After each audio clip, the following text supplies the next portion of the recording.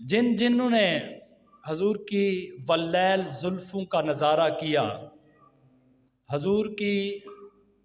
زلفوں کی خوشبوئیں سونگیں، ان کا اپنے اپنے انداز میں پھر تذکرہ کیا۔ جنہوں نے جس طرح دیکھا اپنی محبت کا اظہار کیا۔ حضرت علی المرتضیٰ شیر خدا رضی اللہ تعالیٰ عنہ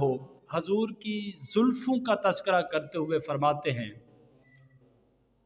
وَلَمْ يَكُنْ بِالْجَعْدِ الْقَطَةِ وَلَا بِالسَّبْتِ كَانَ جَعْدَ الرَّجِلَ۔ حضرت علی المرتضیٰ فرماتے ہیں حضور کے بال مبارک نہ بالکل گھنگریالے تھے اور نہ بالکل سیدھے تھے، بڑے تھوڑی سی پیچیدگی میں تھے، یعنی کہ دیکھنے میں خوبصورت نظر آتے تھے۔ اور حضرت انس رضی اللہ تعالیٰ عنہ حضور کی واللیل زلفوں کا تذکرہ کرتے ہیں، فرماتے ہیں کہ کان شعر رسول اللہ صلی اللہ علیہ وسلم الی نصف اذنیہ۔ آپ فرماتے ہیں کہ حضور کی زلف مبارک، حضور کے بال مبارک نصف کانوں تک تھے۔ اور حضرت برا بن عازب فرماتے ہیں عظیم الجمۃ الی شمحۃ اذنیہ، فرماتے ہیں کہ آپ کے بال مبارک بہت گنجان تھے اور کانوں کی لو تک آتے تھے۔ اور حضرت ام المومنین اما عائشہ صدیقہ رضی اللہ تعالیٰ عنہ فرماتے ہیں کہ آپ کے بال مبارک کانوں کی لو سے کچھ بڑے اور شانوں سے کچھ کم تھے۔ اور حضرت برا بن عازب فرماتے ہیں کہ آپ کے بال مبارک کندھوں پر پڑتے تھے، یعنی کہ مختلف صحابہ کرام نے حضور کی زلفوں کا تذکرہ کیا۔ اب یہ کہ کسی نے کہا کان آپ کے اذنین یعنی کہ کانوں تک، کسی نے کہا کانوں سے بڑھ کر کندھوں کو چھوتے تھے، تو جس حال میں جس صحابہ نے دیکھا اسی طرح تذکرہ کر دیا، یعنی کہ آقا دو جہاں صلی اللہ علیہ وسلم کے بال کٹانے والے تھے تو بڑے ہوئے تھے، تو جنہوں نے دیکھا کہا وہ کانوں سے بڑے تھے، کندھوں کو چھو رہے تھے، اور جب آپ نے زلف مبارک کی کٹنگ کروائی، حجامت کروائی، تو پھر آپ کے بال مبارک تھوڑے سے اوپر ہو گئے، تو جب انہوں نے اس انداز میں دیکھا تو اسی طرح تذکرہ کر دیا۔ تو یہ آقا دو جہاں صلی اللہ علیہ وآلہ وسلم کی زلفوں کا تذکرہ ہر انداز میں، ہر جس نے دیکھا اپنی محبت کا اظہار کیا۔ اب دیکھنا کہ آقا دو جہاں صلی اللہ علیہ وسلم کی اپنی برکتیں ایز اے نبوت نبی ہو کر، لیکن حضور کے ہر عضو کی بھی اپنے برکتیں تھیں، یہاں تک کہ آج ہم اپنے بال کٹواتے ہیں تو وہ گندی نالیوں میں بہہ جاتے ہیں، کوڑے کرکٹ میں چلے جاتے ہیں، لیکن حضور کے بالوں کا صحابہ کیا کرتے تھے اور حضور اس کا کیا حکم فرماتے تھے۔ حضرت انس بن مالک رضی اللہ تعالیٰ عنہ، مسلم شریف کی حدیث ہے، آپ فرماتے ہیں کہ رسول اکرم صلی اللہ علیہ وسلم مزدلفہ سے مینا جب تشریف لائے تو آپ نے حلق کروایا، یعنی جمرۃ العقبہ پر کنکریاں ماری، پھر قربانی کی اور حلق کروایا تو آپ نے پہلے دائیں طرف سے حلق کروایا اور ان بالوں کو پکڑ کر آقا دو جہاں صلی اللہ علیہ وآلہ وسلم نے حضرت ابو طلحہ انصاری رضی اللہ تعالیٰ عنہ کو فرمایا کہ ان بالوں کو پکڑو اور لوگوں کے درمیان میں تقسیم کر دو۔ حضرت انس بن مالک فرماتے پھر حضور نے بائیں طرف بال کٹوائے تو پھر حضرت ابو طلحہ کو فرمایا کہ ان کو بھی لوگوں کے درمیان تقسیم کر دو۔ اب وہ آقا دو جہاں صلی اللہ علیہ وسلم کے بالوں کو، اب یہ مقام غور و فکر کا ہے کہ آقا دو جہاں صلی اللہ علیہ وسلم نے اپنے سر انور کے بال مبارک کیوں تقسیم کروائے،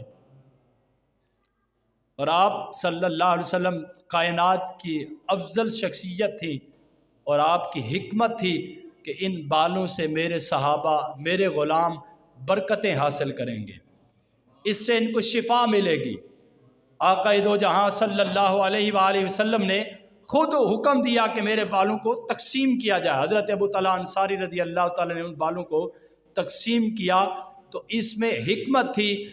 کہ آپ صلی اللہ علیہ وآلہ وسلم نے جو حکم عطا فرمایا تاکہ میری امت کو اس کی برکتیں حاصل ہوتی رہیں۔ حضرت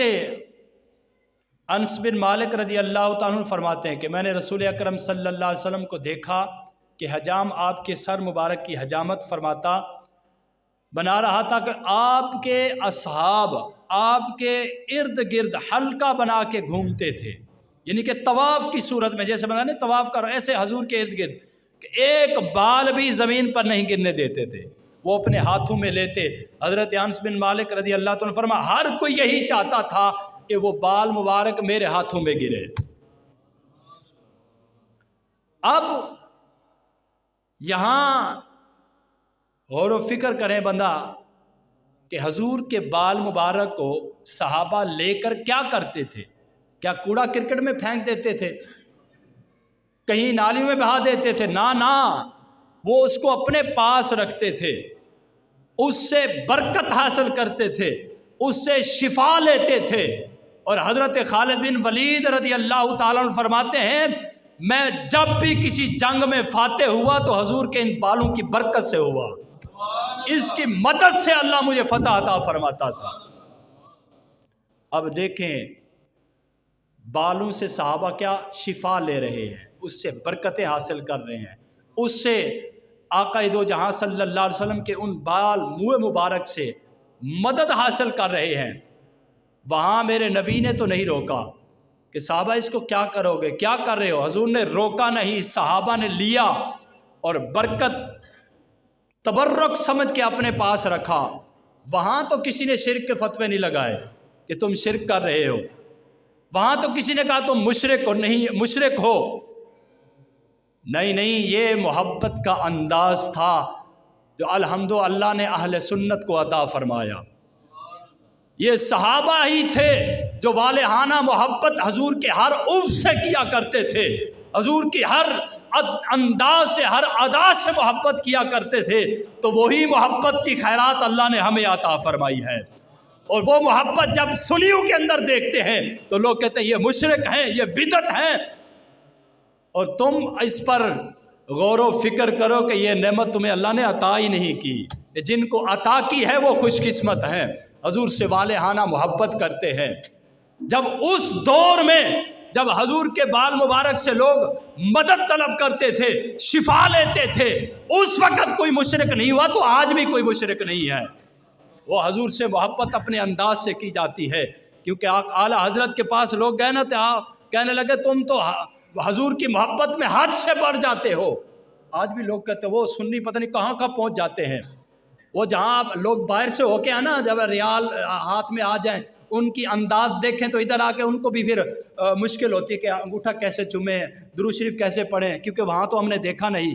یہ محبت کے انداز ہیں جس کو اللہ عطا کر دے۔ اب آقا دو جہاں صلی اللہ علیہ وآلہ وسلم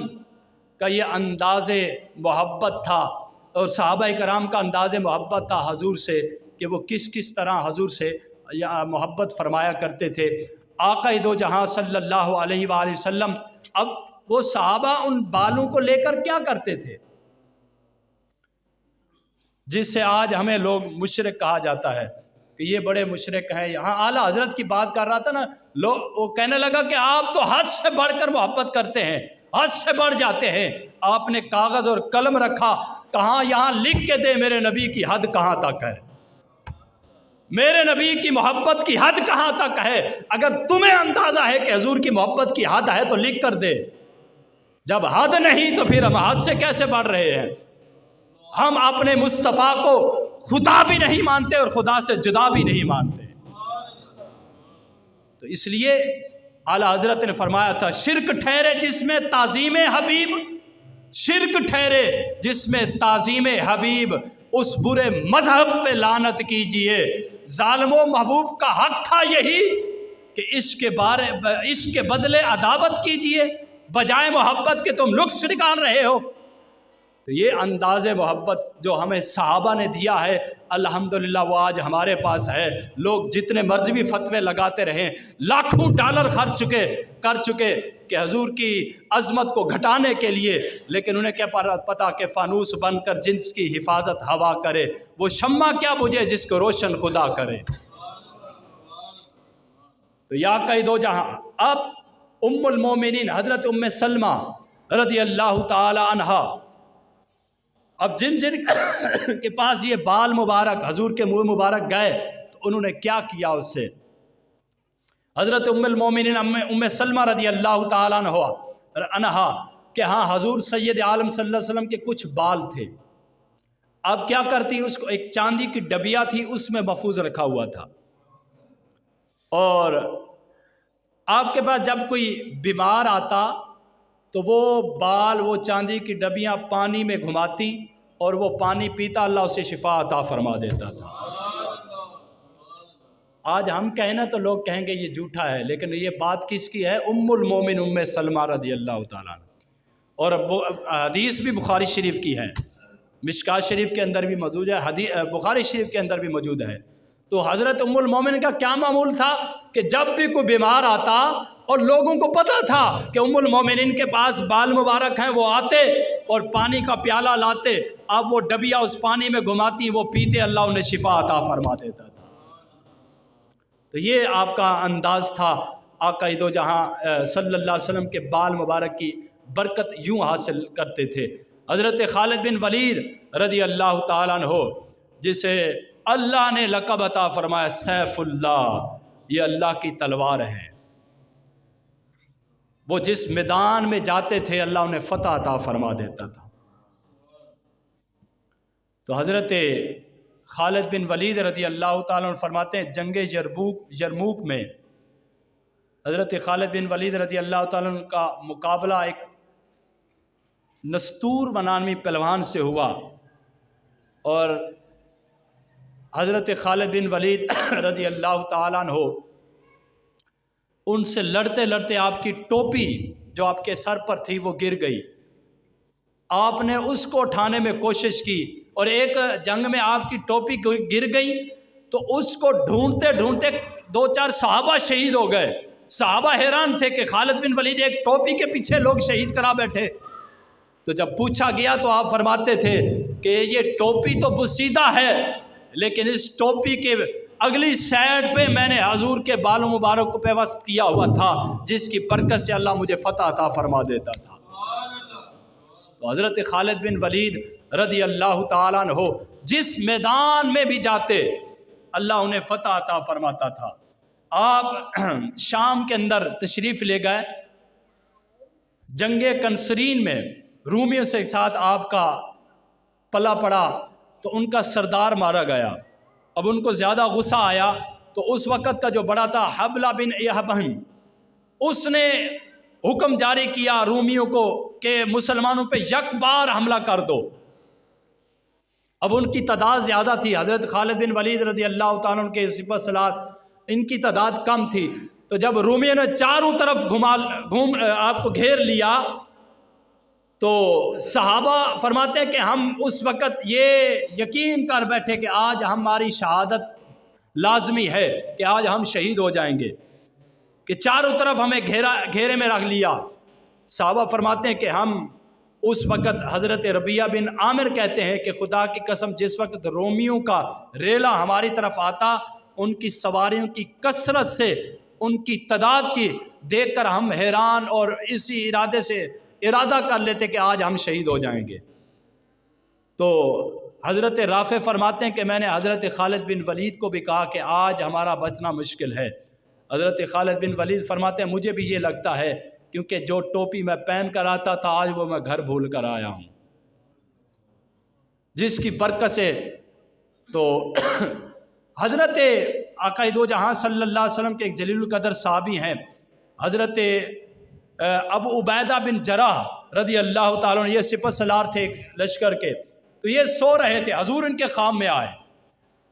حضرت ابو عبیدہ بن جراح رضی اللہ تعالیٰ عنہ فرمایا عبیدہ ادھر رومیوں نے خالد کو لپیٹ لیا ہے اور تم ادھر سو رہے ہو، جاؤ اٹھو ان کی مدد کے لیے۔ حضرت ابو عبیدہ بن جراح فرماتے ہیں میری آنکھ کھلی اور میں نے لوگوں کے درمیان اعلان کیا کہ سارے دوڑو شام کی طرف اور خالد بن ولید کی مدد کے لیے۔ حضرت ابو عبیدہ بن جراح فرماتے ہیں ہم تیز دار گھوڑوں پر سوار ہوئے اور دوڑے، ہم سے آگے آگے ایک سوار تھا جو گولی کی طرح ہوا سے باتیں کرتا ہوا ایک گھڑ سوار تھا اور جا رہا تھا۔ حضرت ابو عبیدہ بن جراح رضی اللہ تعالیٰ فرماتے ہیں میں نے چند صحابہ کو کہا اس کو روکیں، یہ کون ہے؟ انہوں نے حد تک زور لگایا لیکن اس گھوڑے کو نہ پہنچ سکے، اور حضرت ابو عبیدہ فرماتے ہیں میں نے آواز دی اور فرماتے ہیں میں یہ سمجھ چکا تھا کہ اللہ کی طرف سے کوئی فرشتہ ہے جو ہماری رہنمائی کر رہا ہے۔ حضرت ابو عبیدہ بن جراح رضی اللہ تعالیٰ عنہ فرماتے ہیں میں نے آواز دی اللہ کے بندے گھڑ سوار ٹھہر جا۔ جب وہ رکا تو میں نے پوچھا کون ہو، اور میں نے آگے جا کر دیکھا تو وہ اور کوئی نہ تھا، حضرت خالد بن ولید کی بیوی حضرت ام تمیم تھی۔ اور میں نے پوچھا آپ کیسے جا رہی ہو؟ تو وہ کہنے لگی ہے ابو عبیدہ بن جراح جب آپ نے اعلان کیا اور میں نے گھر میں بیٹھ کے سن لیا تھا کہ حضرت خالد بن ولید کو رومیوں نے گھیر لیا ہے، ان کی مدد کے لیے پہنچو، تو میں حیران تھی کہ حضرت خالد بن ولید کو کیوں رومیوں نے گھیر لیا۔ کہتے ہیں میں نے تھوڑی دیر کے بعد گھر میں نظر ڈالی تو آپ کی ٹوپی گھر میں پڑی ہوئی تھی، اور میں سمجھ گئی، میں نے وہ ٹوپی اٹھائی اور دینے کے لیے بھاگ رہی تھی۔ اور حضرت خالد بن ولید اور دیگر صحابہ فرماتے ہیں جب رومیوں نے گھیرا ڈالا ہوا تھا نعرہ تکبیر کی آواز آئی، اور یہ مختصر بڑا ایک طویل واقعہ ہے۔ حضرت ابو عبیدہ بن جراح رضی اللہ تعالیٰ عنہ اور آپ کے دیگر ساتھی حضرت خالد بن ولید کی مدد کے لیے وہاں پہنچے، اور آپ کی بیوی نے جا کر آپ کو وہ ٹوپی دی جس میں حضور کے بال مبارک اس ٹوپی کے اندر تھے، اور صحابہ وہاں قسم اٹھا کر کہتے ہیں کہ خدا کی قسم جب حضرت خالد بن ولید نے وہ ٹوپی پہنی تو ہم نے ایک نور ابھرتا ہوا وہاں سے دیکھا، اور حضرت خالد بن ولید نے جب وہ ٹوپی پہنی اور حملہ کیا تو رومیوں کے چھکے توڑا دیے۔ اس برکت حضور کے اس بال مبارک کی برکت سے اللہ نے حضرت خالد بن ولید کو فتح عطا فرما دی۔ نعرہ تکبیر!